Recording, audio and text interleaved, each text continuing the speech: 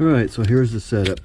I put high tack down on the engine block, then I put the fiber filter or gasket on top of that, ensuring that it was lined up properly and in position.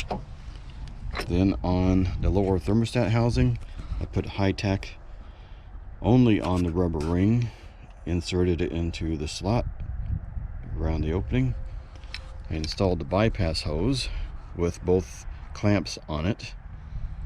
And then on top, I've got two of the new screws in place.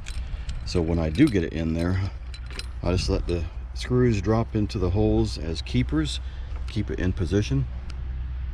Of course, I also have to get the bypass holes in position and that one cable bundle that goes down to the timing mark in position before I can bolt anything down.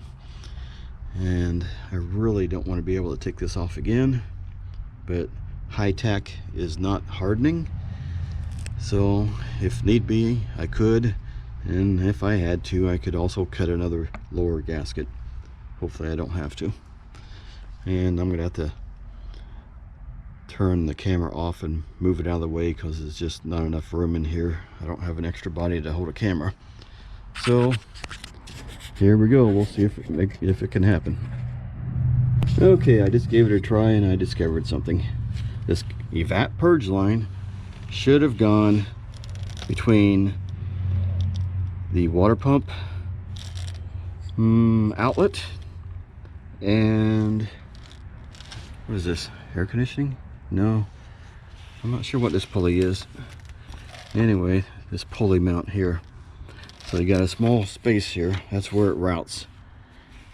And it won't press in there with this rubber portion. It's just a PCV vinyl tubing coming off the VAP purge filter underneath the battery box.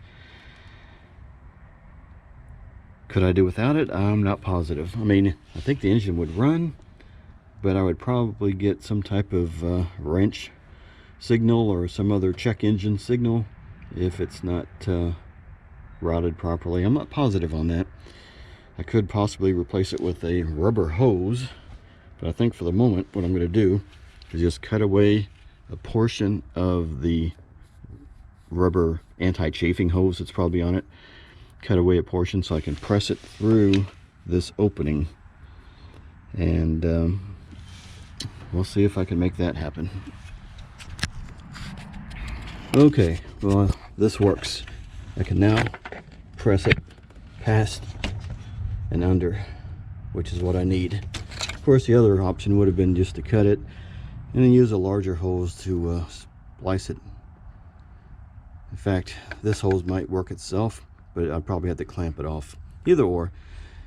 It's not like I have a large stock of extra materials here, so almost anything I do that I need of something, I have to go for a drive. And that eats up a large portion of time because it's not just down the road. So at least I got this done. Alright, so now we'll see if we can get that thermostat housing back in.